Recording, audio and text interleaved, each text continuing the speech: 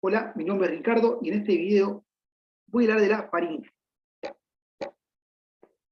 Estos puntos hacen referencia a lo que se va a tratar en este video. Les dejo esto que tiene que ver con, aparte de generalidades, las porciones de la faringe y los límites según su vista interna. Voy a empezar por generalidades. La faringe es un conducto vertical, músculo membranoso, que se extiende desde un extremo superior a nivel de la base del cráneo hasta un extremo inferior donde se continúa con el esófago. Se ubica por delante de la cara anterior, es decir, de los cuerpos de las vértebras cervicales, que van de C1 a C6, por detrás de las cavidades nasal a nivel de las coanas, oral a nivel del istmo de las fauces y de la laringe. Se divide en tres porciones que van de superior a inferior y son nasofaringe, o también llamado rinofaringe o cabofaringe, la orofaringe, o también llamada bucofaringe o mesofaringe, y la laringofaringe, o también llamada hipofaringe. A este nivel donde termina la faringe y se continúa con el esófago, coincide hacia anterior con el nivel en donde termina la laringe y se continúa con la tráquea.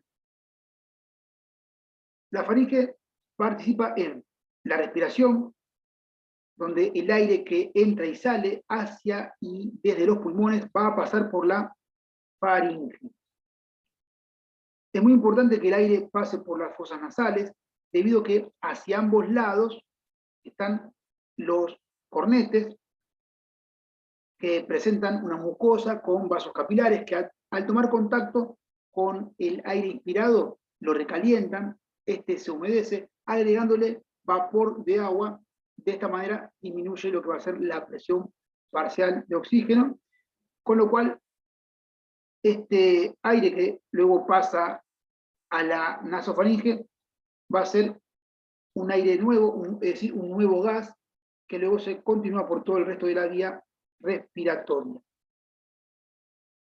La faringe también participa en la deglución, como vemos en este esquema, donde hay tres momentos diferentes. En dos de ellos, en el A y en el C, vemos que el aire puede circular libremente por la faringe, como marca la flecha en azul. En el momento A, cuando el bolo ingresa a la boca y es masticado, y en el momento C, cuando el bolo alimenticio llega al esófago. Pero en el medio, en el momento B, es el momento en el cual el bolo alimenticio, al dirigirse a la orofaringe, suceden dos cosas. Primero, el bolo empuja al paladar blando hacia arriba, y eso evita que el bolo pase hacia la nasofaringe y hacia la cavidad nasal. Por eso es importante que se esté bloqueado a este nivel entre la orofaringe y la nasofaringe.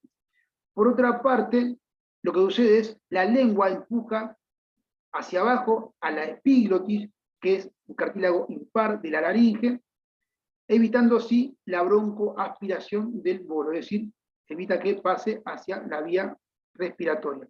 Y de esta manera, al estar bloqueada esta abertura superior hacia la laringe, el bolo puede pasar como corresponde hacia el esófago. La faringe también participa en la audición.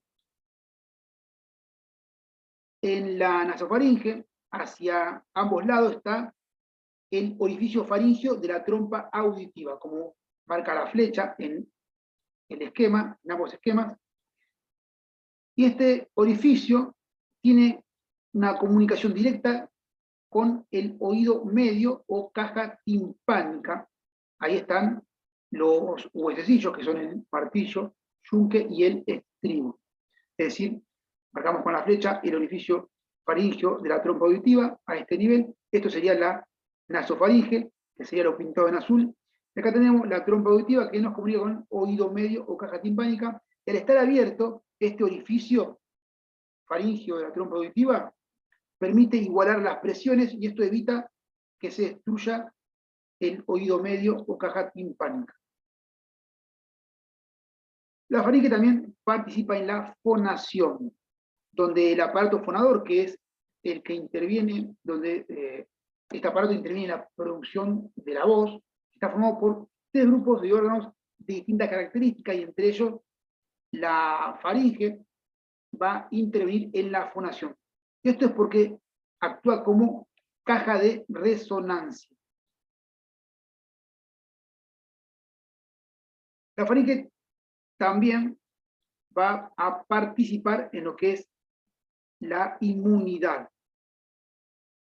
ya que a nivel de la primera porción y de la segunda porción, es decir, la nasofaringe y la orofaringe, hay tejido linfóideo agrupado formando las amígdalas. 2 son par y 2 son impar. Entre ellos se forma un anillo, el anillo linfático de Waldeyer. Este anillo linfático, digamos, va a formar parte entonces del sistema inmune, que es el sistema de defensa del organismo. Cuando existe, por ejemplo, una infección, estas se inflaman y es visible a nivel de la zona conocida como istmo de las fauces, que es el límite entre la boca por delante y la orofaringe por detrás. Y esta zona, cuando sucede esto, se pone rojiza, que es producto de la amigdalitis. Ahora pasamos a los límites de la faringe según su vista interna.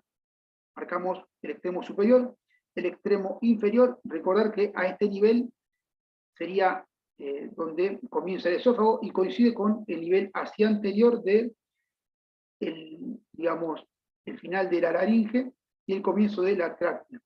Como se ve acá, la tráquea hacia anterior. Trazamos líneas horizontales para marcar que esto es la nasofaringe, orofaringe y laringofaringe. Vamos a marcar los límites de la primera porción de la nasofaringe. A esta, a su vez, le trazamos una línea horizontal para decir que la pared anterior de la nasofaringe por arriba está abierta y por abajo está cerrada. El límite anterior, por arriba, son las coanas. Las coanas son 2 orificios nasales posteriores, izquierdo y derecho, que van a estar separados por un tabique. Las coanas sería el límite entre hacia anterior la cavidad nasal y hacia posterior la nasofaringe. El límite posterior va a ser la cara anterior de los cuerpos de las vértebras cervicales C1 y C2. El límite superior será el cuerpo del esfenoides y la amígdala faríngea. Y el límite inferior va a ser el paladar blando. Hacia ambos lados tenemos el orificio faríngeo de la trompa auditiva. Y alrededor de esta están las amígdalas tubarias. Pasamos ahora a la orofaringe. Esta pared anterior va a estar abierta. El límite anterior va a ser el istmo de las fauces, donde encontramos a la amígdala palatina. Y el límite posterior es la cara anterior de las vértebras ubicadas, de las vértebras cervicales ubicadas a ese nivel. Sería la cara anterior de los cuerpos, ¿no? Por arriba tenemos al paladar blando y por debajo a la raíz de la lengua. Marcamos hacia ambos lados lo que va a ser el pilar posterior del istmo de las fauces, que sería el arco palatofaringio, también hacia ambos lados.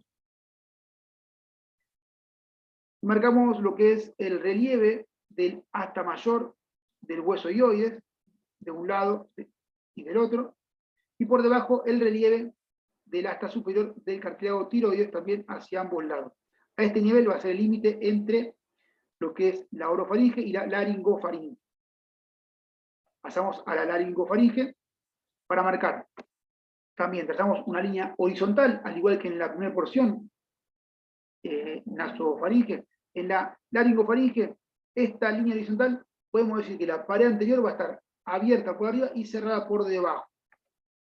Y el límite, entonces, hacia anterior, tenemos la entrada a la laringe por arriba y por debajo la cara posterior del cartílago cricoides. Es un cartílago el único de la laringe que va a tener una forma de anillo completo. El límite posterior es la cara anterior de los cuerpos de las vértebras cervicales a ese nivel.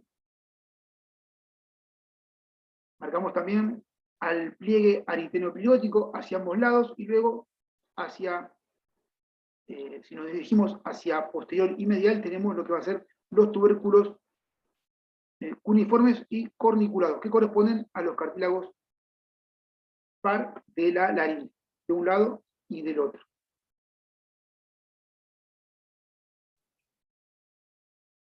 La flecha indica esta estructura que tiene una forma de pera, es un espacio donde podemos ver lo que es el pliegue,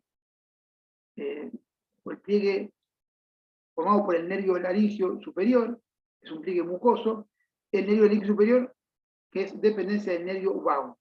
Vemos de un lado y del otro. Ahora pasamos a las paredes de la faringe. Las paredes son una estructura fibromuscular formada de interno a externo por lo que es la mucosa faríngea, la fascia faringovacilar y los músculos de la faringe, que son 6 de cada lado. 3 constrictores y 3 elevadores. La fascia faringovacilar se inserta hacia superior en el tubérculo faringio. Este tubérculo faringio que va a estar, que pertenece a la porción basilar, del occipital, y hacia ambos lados se inserta en la porción petrosa del temporal y la apófisis pterigoides. Y hacia inferior, esta fascia faringo-basilar se continúa con la capa media del esófago. Marcamos el rafe faringio, que está ubicado a lo largo de la línea mediana posterior de la faringe, y a ese nivel se insertan los 3 músculos constrictores, superior, medio e inferior. Esta vista vamos a aprovechar para hablar de los 3 músculos elevadores. Luego, en una vista lateral, vamos a hablar de las porciones de los 3 constrictores y sus puntos de inserción. En cuanto a los elevadores, que son 3, primero hablamos del salpingofaringio, que este va de un extremo superior a nivel del cartílago de la trompa auditiva, que esto está ubicado a nivel de la nasofaringe, y hacia inferior, este músculo se pierde entre el constrictor superior y el palatofaringio. El segundo músculo, entonces, elevador, va a ser el palatofaringio, que se inserta en un extremo hacia superior, a nivel del paladar blando, y hacia inferior se dirige y se pierde en la cara interna del constrictor inferior. Y el tercero y último músculo elevador, acá podemos ver que va a ser el estilofaringio. Vemos la parte superior, y hacia inferior está tapado, pero acá lo podemos ver, porque está abierta la pared, la inserción inferior. Entonces, el estilofaringio se inserta por arriba, a nivel del proceso estiloides o apófisis estiloides, y por debajo, este músculo se dirige a la cara interna de los músculos constrictor superior, constrictor medio, y a los 3 cartílagos impares de la laringe, a la epiglotis, al tiroides y al cricoides. Entonces, en esta vista lateral vamos a hablar de la inserción hacia anterior de los músculos constrictores. El constrictor superior tiene 4 porciones. A fines prácticos, lo marqué así, como 4 porciones, que van a ser la porción pítrigofaringia, que se inserta a nivel de la apófisis pterigoides, la porción bucofaringia, que se inserta en el rafe faringio, la porción glosofaringia, que se inserta en los músculos intrínsecos de la lengua, y la porción milofaringia, que se inserta en la línea miloidóidea a nivel de la cara interna de la mandíbula. El constrictor medio, que tiene 2 porciones, y estas son la porción condrofaringia, que se inserta en el asta menor del hueso ioides, y la porción ceratofaringia, que se inserta en el asta mayor del mismo hueso, es decir, del hueso hioides. Y el tercer y último músculo constrictor es el constrictor inferior, que también va a tener dos porciones. La porción tirofaringia, que se inserta en la línea oblicua del cartílago tiroides, y la porción cricofaringia, que se inserta en el cartílago cricoides. También podemos ver acá el músculo estilofaringeo, que es uno de los elevadores. En esta vista interna marcamos al constrictor superior sus 4 porciones, al medio sus 2 porciones, y al inferior solamente podemos ver la porción cricofaringia. ¿Bien?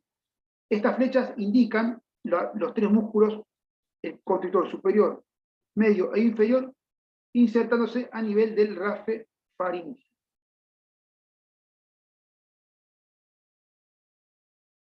Y también podemos ver a los 3 elevadores. El salpingofaringio, que se insertaba por un extremo a nivel del cartílago de la trompa auditiva, y luego hacia el extremo inferior se dirigía para insertarse a nivel del músculo constrictor superior y del palatofaringio. El palatofaringio se inserta en el extremo superior a nivel del paladar blando, y luego hacia inferior se dirigía a la cara interna del músculo constrictor inferior. Y el estilofaringio podemos ver solamente la parte que se tenía la inserción hacia inferior, entonces que lo hacía, como ya habíamos dicho, a nivel de la cara interna de los músculos constrictor superior, constrictor medio y de los 3 cartílagos impares de la laringe, de la epiglotis, que acá no se ve, cartílago tiroides y el cartílago cricoides. Les dejo para que tengan en cuenta parte de las paredes de la faringe, los músculos. Bien, esta vista interna, a nivel de la nasofaringe y de la orofaringe, podemos marcar las amígdalas, estas que forman una estructura en forma de anillo. Recordar, 2 son impares. Una va a estar a nivel de lo que va a ser la nasofaringe, que es la amígdala faringea, y la otra impar va a ser la amígdala lingual, a nivel de la raíz de la lengua.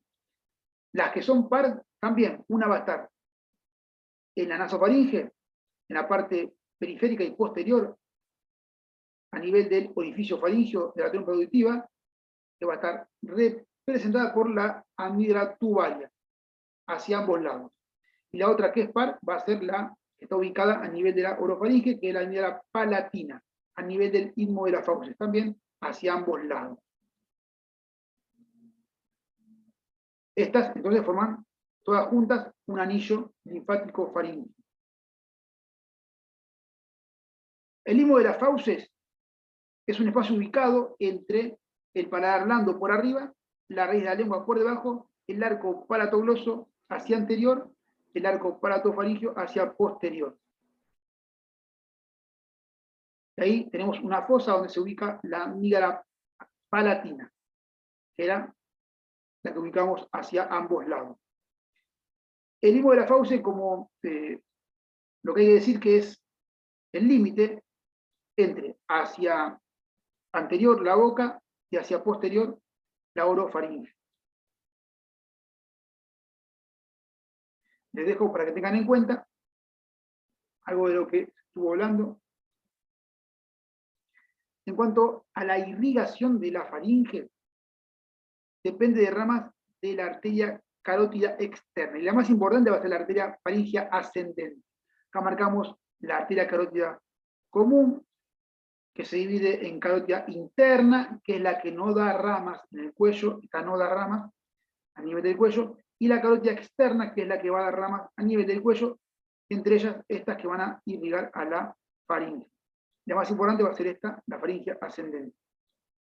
En cuanto al drenaje venoso, se da a partir de venas que terminan en la vena yugular interna, que esta junto con la vena subclavia forman la vena brachiocefálica. Esta va a ser la del lado izquierdo, que junto a la del lado derecho forman la vena cava superior, que termina en el atrio derecho del corazón.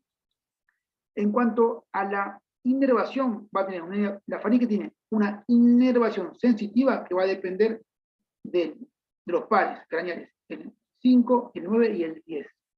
Y la inervación motora depende del plexo faríngeo por parte de los pares 9, 10 y 11 y ramo directo del noveno par. Y la inervación vegetativa depende de fibras simpáticas que provienen del plexo faríngeo. Y acá les dejo igualmente parte de lo que estuve hablando. Ahora pasamos, por último, a los espacios faríngeos, perifaringeos. ¿Bien? Esta sería, en este corte, en este esquema, que corresponde a un corte horizontal a nivel de la segunda vértebra cervical que pasa por la glándula parótida.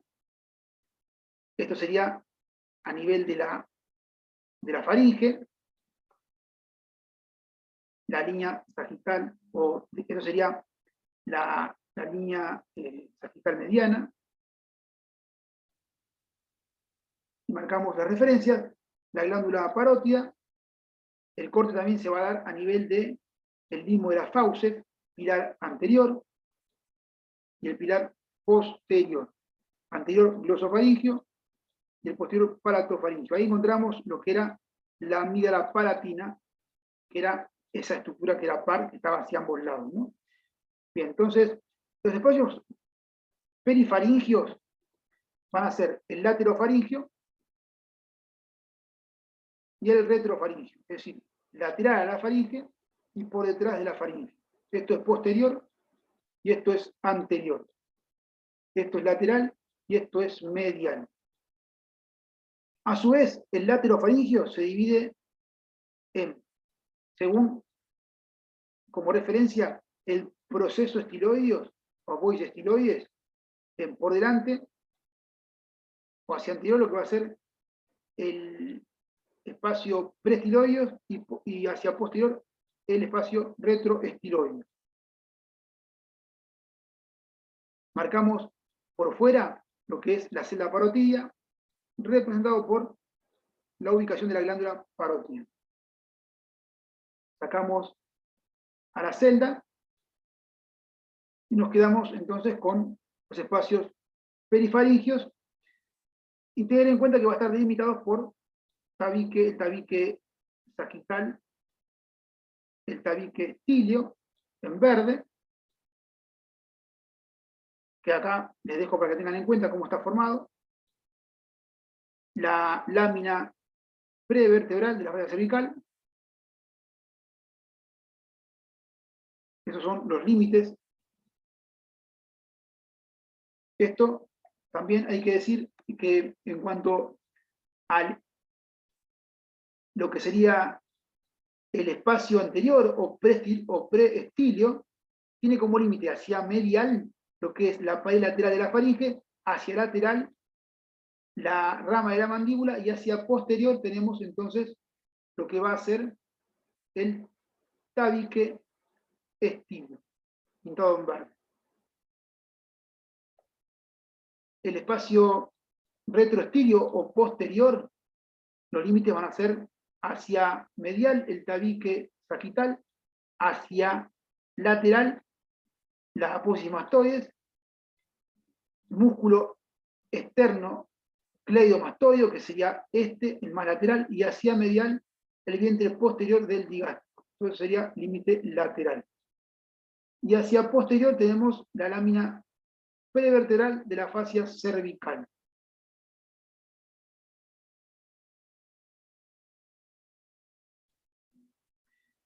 Y en el espacio retrofaringio tenemos hacia anterior la faringe.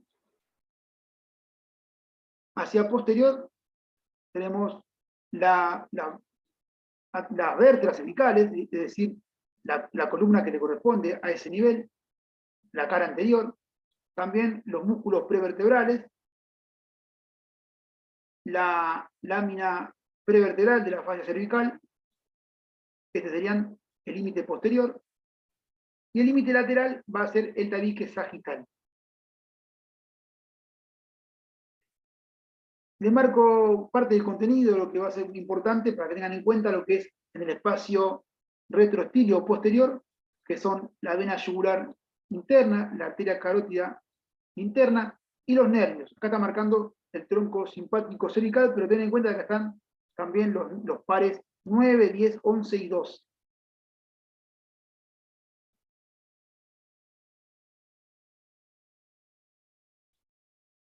Acá les dejo el contenido de estos espacios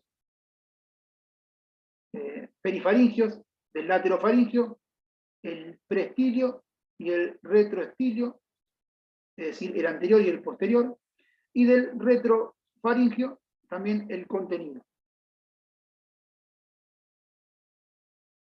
También les dejo esto para que completen el esquema que estábamos viendo hace un rato. Bien, esto es todo. Ahora sí. Chau, hasta luego.